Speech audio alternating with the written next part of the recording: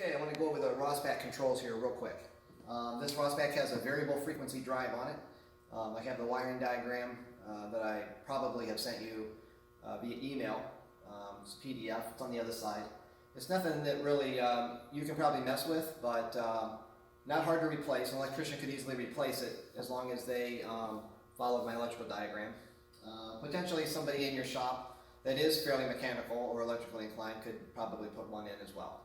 I buy them from Automation Direct. They are GS3 drives. And what that does is, variable frequency drive, I use them for various things. Some customers want single phase. Well, we use a variable frequency drive to run this three-phase machine on single phase. So that works well. But in this case, we want to just be able to control the speed using a potentiometer here, so we don't have to crawl underneath the machine and turn a hand crank to speed and lower it via pulleys. So I got a lot of different features on here. Green light just simply means you left the power on. So over on the power cabinet on the back is a big red knob. You turn power off. There you have it. When you go to wire this up, you need to make sure that it is fused. So on your shutoff box on your wall, it needs to be a fused shutoff box. And I will send you the amperage on the fuses.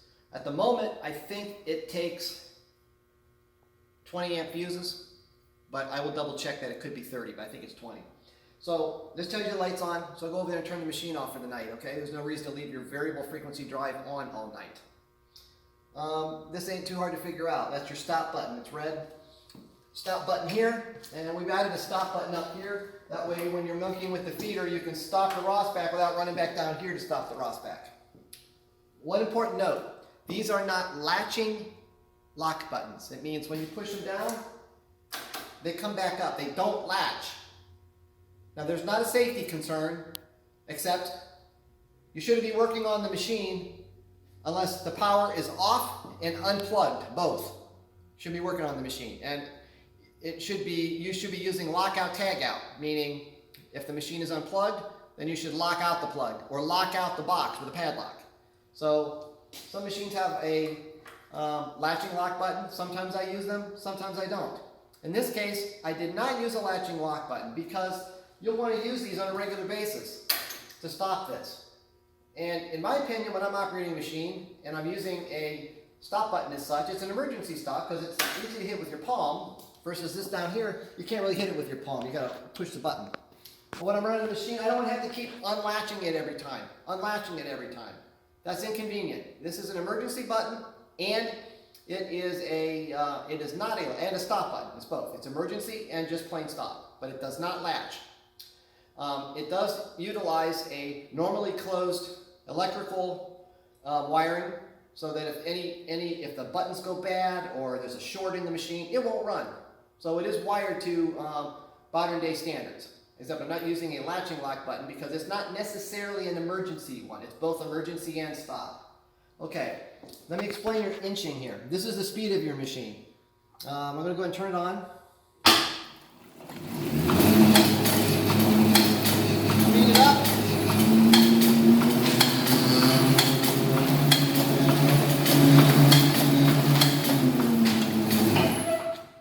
And you can control the speed of your machine. I see I have my feeder on, so it decided it was time for us to produce magazines. So the machine is in a hurry to demonstrate that.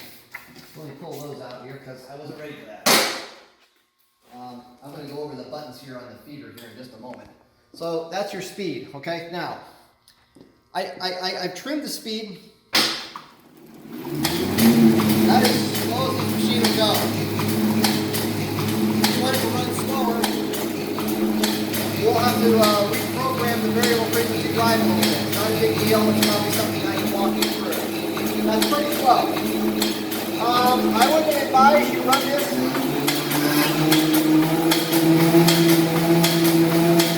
That's almost top speed. That's almost fast.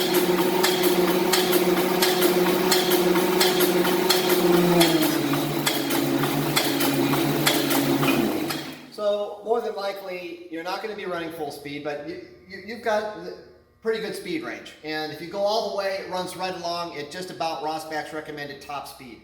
I did not put a clock on it. I may do that after this video so I know what that top speed is.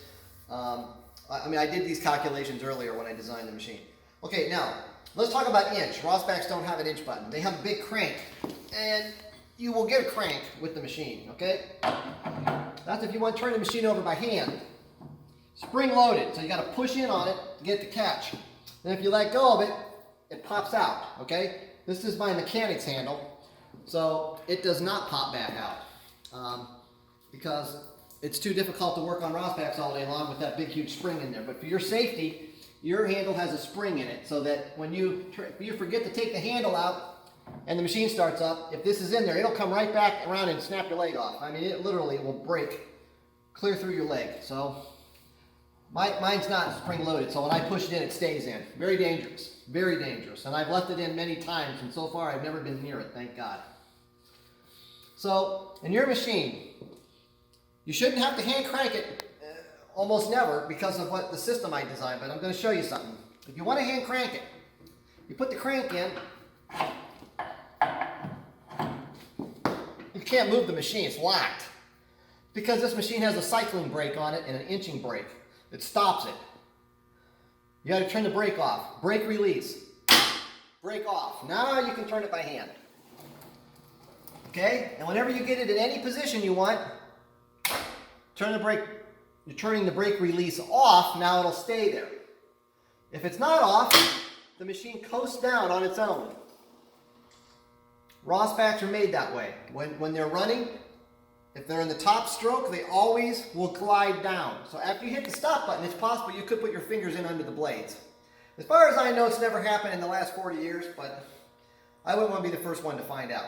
Rosbacks normally have, right here, your machine does not have it. There's a lever here that holds the machine in the upper position. It's not a brake, but it is a drag and holds it up. But this machine doesn't have it because of all of the mechanics on the inside. There's no room for it, plus there's no reason for it because you have your brake. Now, move my handle out of the way. In fact, I'll leave it here. The reason that's got red on it is to let me know that that's my handle and not to ship it. I did that one time to a customer, and before he even used it, I realized it and about freaked out. Okay, inching. So you want to set a book up.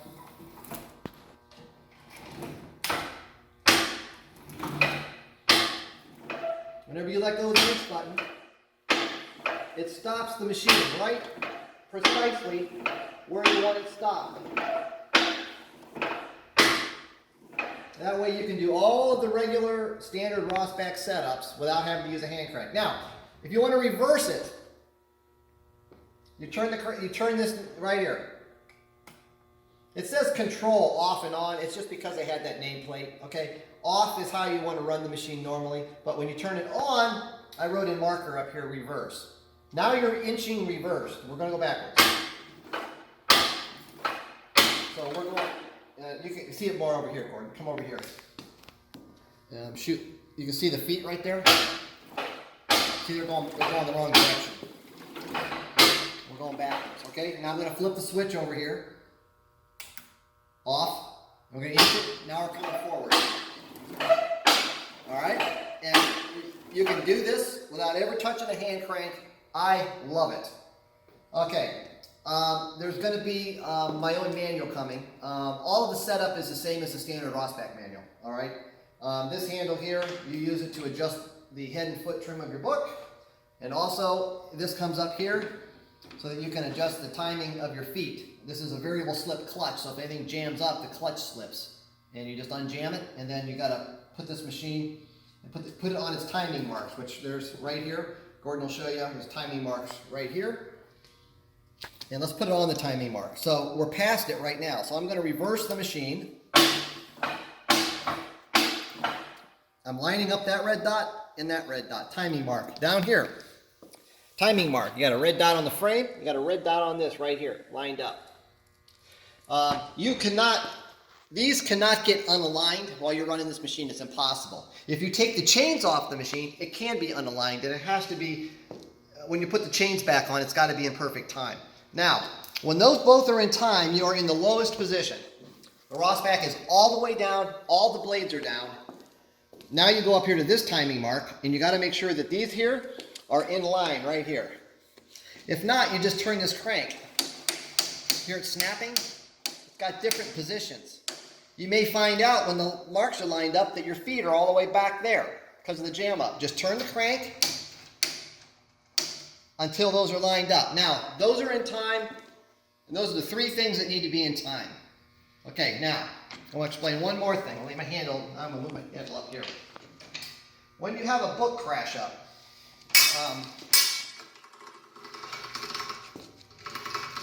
when you get this machine, there's going to be a black bar across here and a big locking knob. That locks this once you get positioned. But I'm going to tell you what, I don't know how while the machine is running that the screw is able to turn itself. It's under so much pressure. If I were you, I'd take it off and put it in a box. It's your own preference. In fact, if Gordon shines the camera over here onto this Rosback, you'll see right here, here's the bar, and then there's where you lock it. You make your adjustment, then you lock it. But coming back over here, I don't see how these 2 screws can move when you're running. I don't even see how that's possible. I don't even know why they're on the machine. But that's my personal opinion. I mean, it takes effort to turn this screw. There's no way it can turn itself. All right, now, if you have a crash up inside the machine, Gordon, come around the back of the machine here. These rails right here, there's rails. See, these come up and down, up and down. In fact, I'm going to inch the machine so you can watch them. Up and down, up and down. See? You can see them going up and down.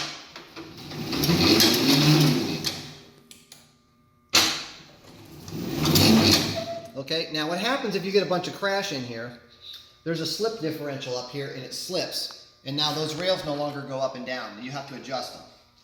To adjust the back side of the rails, and I'll have a description of this in the manual, you loosen these back screws and you can adjust the, there's a concentric in here that raises and lowers them. That's very easy to do. But the problem is the front ones up here, those you don't have to mess with. Those will not slip in a crash. But up front here, let me show you what happens.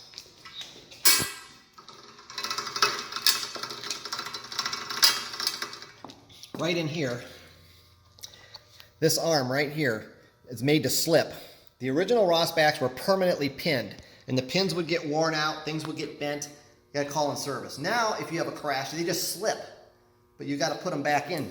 So if that's the case, I use a completely different system than what Rosback uses. These here require just a simple 19 millimeter. I'm sure you can use an American one. I can't remember what the equivalent to 19 millimeter is. But the first thing you have to do is put your wrench on here, and you have to loosen this right here, okay? Just loosen it. And you gotta be careful you don't loosen it too much or all the parts inside of it fall out. If they fall out, it's not a big deal. You just gotta pick them up, put them back together again, and stick it back in. All right, but once you loosen this, you should be able to feel it loose with your hands, and you should be able to pull it out or in. Okay, now there's a spring back here that's holding it in the proper position, the arm. Now at this point, I'm not going to go much further other than if you refer to my paperwork, you'll see how to do this. But I reach over here. Once this is loose, I reach over here and I lift up on the rail. And in my paperwork, I'll describe the position you need to be in.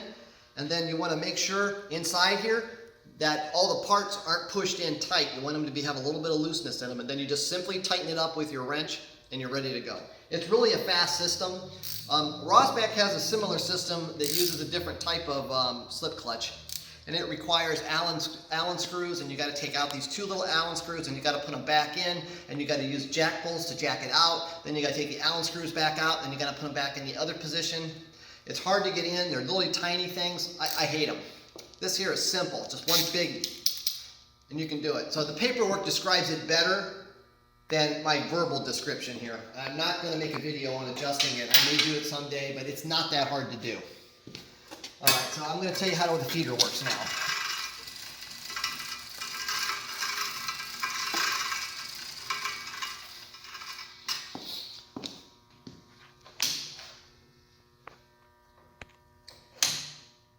All right, go on the back, Gordon.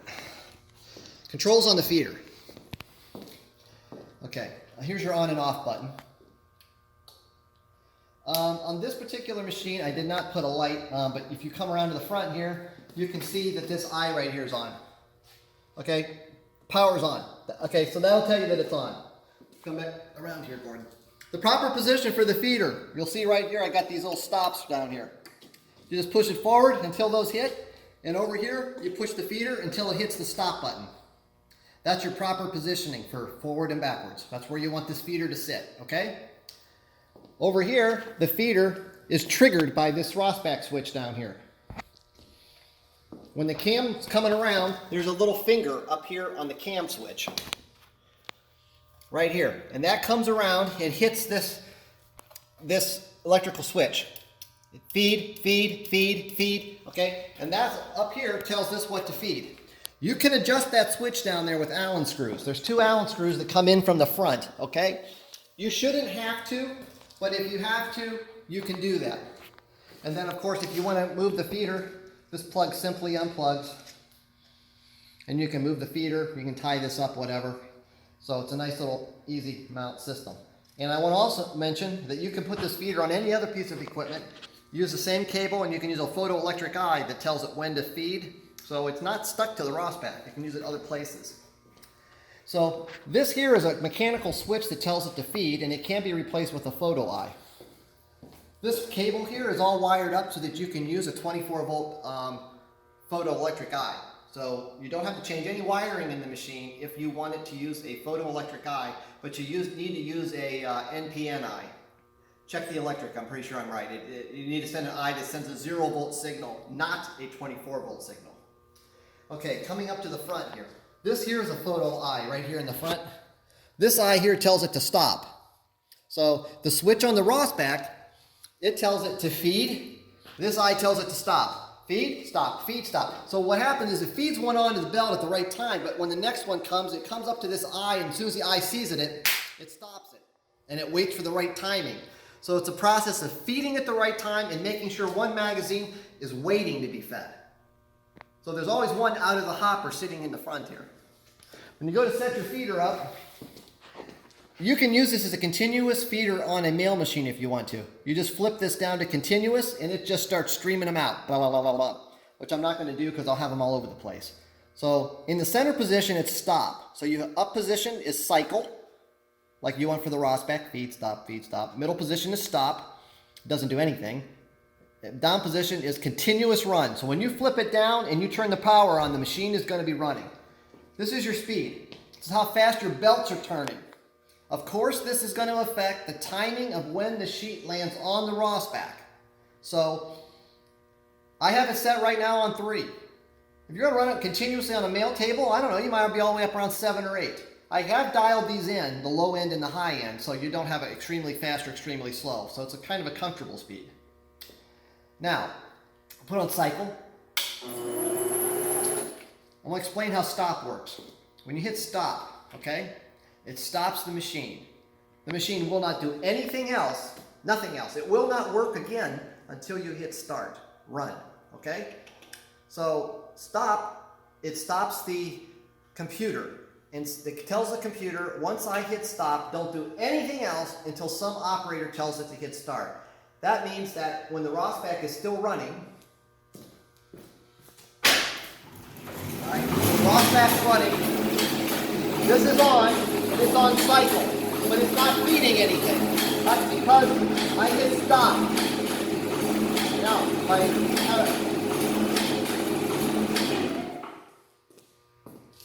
Now, if we go do my setup, I want to use inch. So come around over here to the front. And if you want to set up your friction feed or something like that,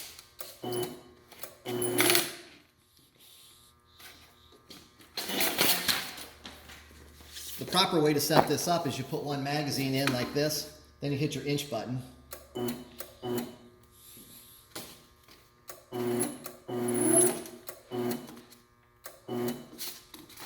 No, Molly.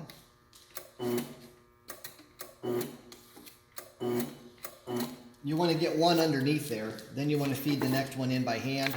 And when you're running friction feeders, you don't want them to just run out, because then you want to always keep your friction feeder loaded. Then they'll just keep on running. If they run out, you really should stop it, but you might get lucky and be able to dump some in and it works. So I'm inching it now. Okay, that came out. Okay, that's okay. That came out. All right, see? So inching it's a good way to set the feeder up to make sure your friction feet here are in the right position. All right, and we're not pulling doubles, so that looks pretty good. Obviously, before I set the video up, I set the feeder up, but that is essentially how you want to set it up. Use your inch button. That's why I have it there. Okay, now I'm going to hit the run button back here. Remember, the run button's the blue one. And when I hit run, it's going to run until that eye sees it. All right? It stopped it when the eye saw it. And now I'm going to pull that away. I'm going to hit run again. And each time it will run until an eye sees it. Now, if it's running so fast that they're flying out of it, slow the speed down back here. All these here are doing are adding a little drag so they don't come flying out of the machine. This, you can see, is kind of crooked. So push down on that and add a little bit more weight. There you go. So now it's straight.